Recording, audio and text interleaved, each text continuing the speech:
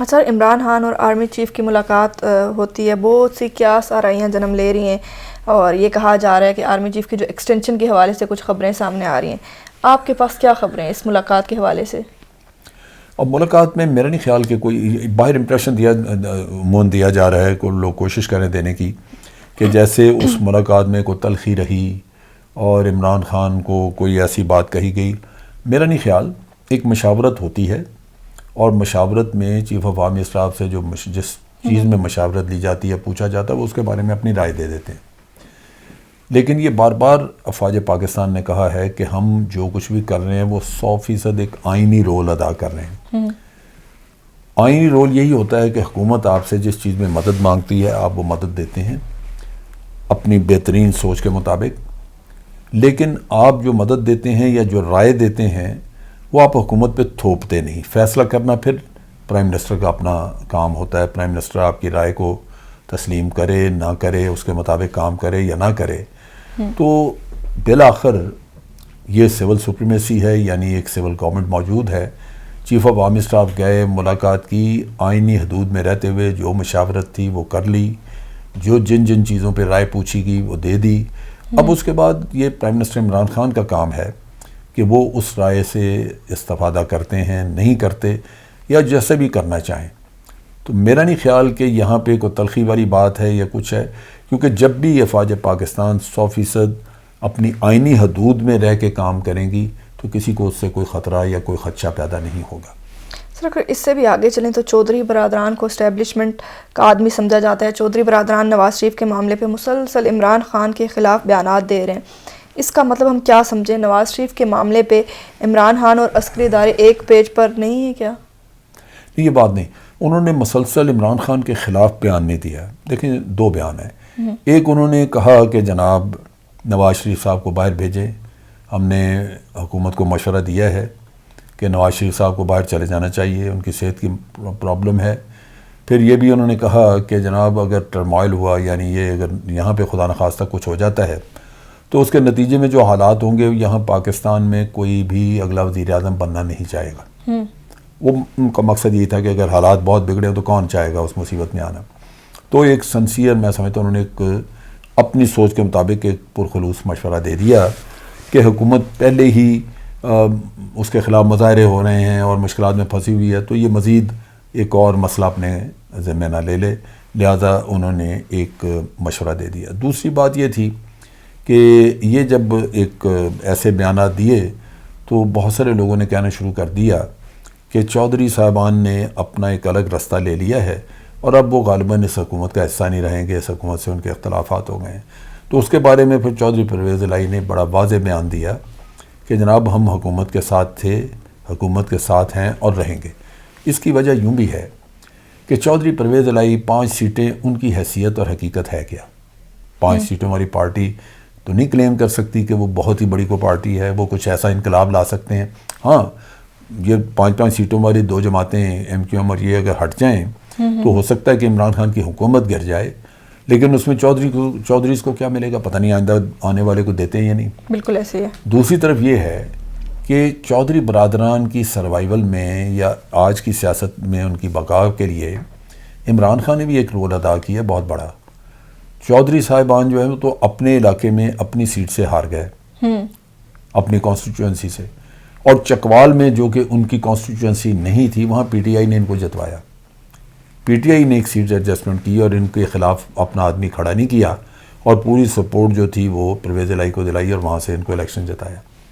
تو میں سمجھتا ہوں کہ پرویز الہی وغیرہ بھی اتنے وہ نہیں ہوگا کہ وہ اتنے بے مروت ہوں کہ جس شخص نے ان کو پارلیمنٹ تک پہنچایا اس کو وہ ڈس کے نکل جائیں.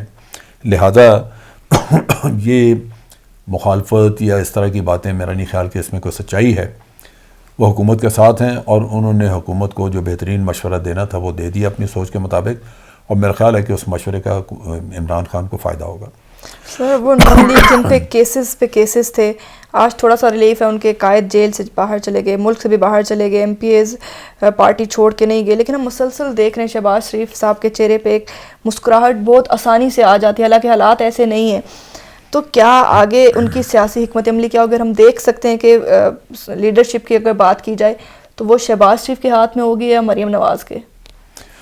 لیکن لیڈرشپ اس وقت تو بنیادی طور پہ شہباز شریف کے ہاتھ میں ہی ہوگی، لیکن ایک مسئلہ ضرور رہے گا، کیونکہ شہباز شریف ایک آپ کہہ لیجئے کہ معتدل مزاج کے آدمی ہیں اور وہ چیزوں کو بڑا کول ہیڈڈلی ہینڈل کرتے ہیں، جبکہ مریم جو ہے وہ انتشار پیدا کرتی ہے۔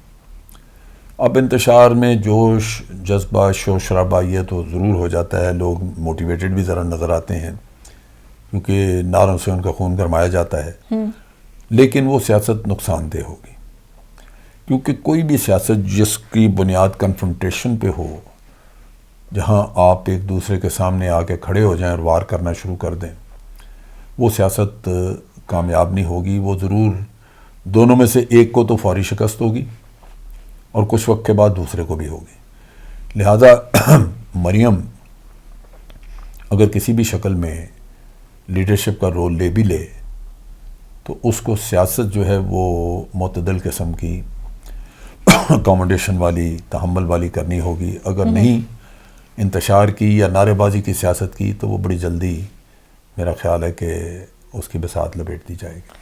سر یہ بات بذات خود ایک المیہ نہیں ہے کہ شہباز شریف کا اپنا بیٹا سلمان شہباز اور داماد اب تک مفرور ہیں اور وہ ان کو واپس نہیں پیش کر پائے، اور نواز شریف کے کیس میں وہ ریٹن دے رہے ہیں، ضمانت دے رہے ہیں، اور ایک ایسے شخص کی ضمانت کیسے تسلیم کر لی جاتی ہے؟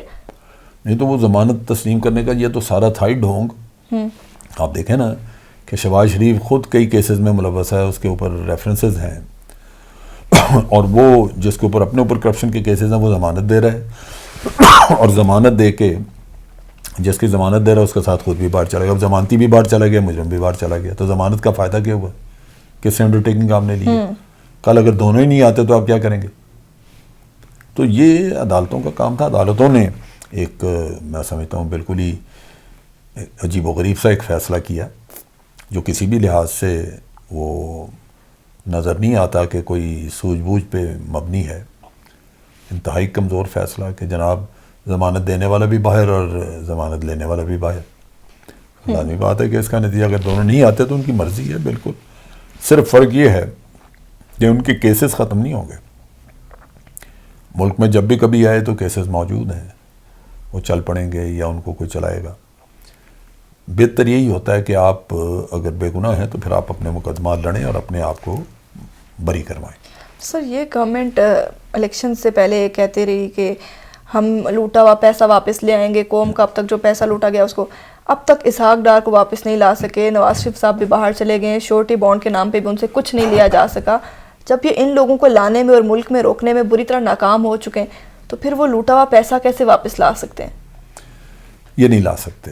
دیکھیں اس کو یوں سمجھنا چاہیے، مثلا برطانیہ ہے، ساری دنیا سے چوروں کا پیسہ وہاں پہنچا ہوا ہے، پاکستان کے ڈاکوؤں کا بھی وہاں ہے۔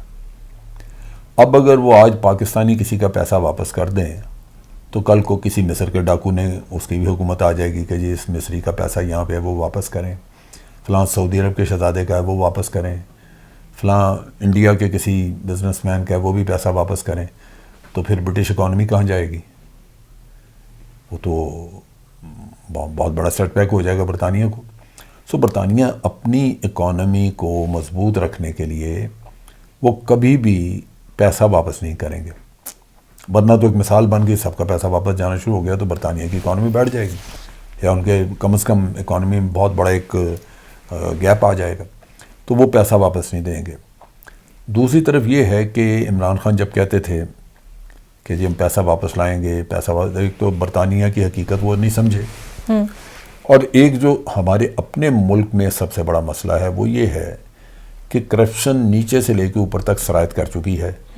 پیسہ اگر واپس لانا ہو تو پہلے مجرم کو سزا دینی ضروری ہے۔ اب روز کہتا ہے عمران خان کہ ہم این آر او نہیں دیں گے، ہم چھوڑیں گے نہیں۔ بھائی این آر او آپ سے مانگتا ہی کوئی نہیں۔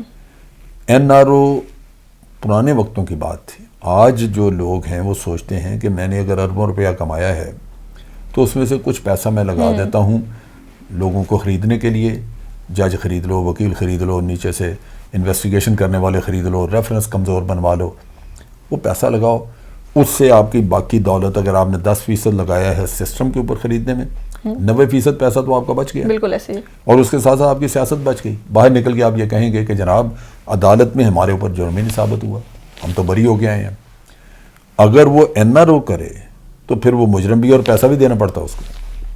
لہذا این آر او کوئی کرنے کو تیار نہیں ہے، اور وہ انہی عدالتی نظام کے اندر سے، اس ہمارے سسٹم کے اندر سے چھوٹ کے جائیں گے اور عمران خان منہ تکتے رہ جائیں گے.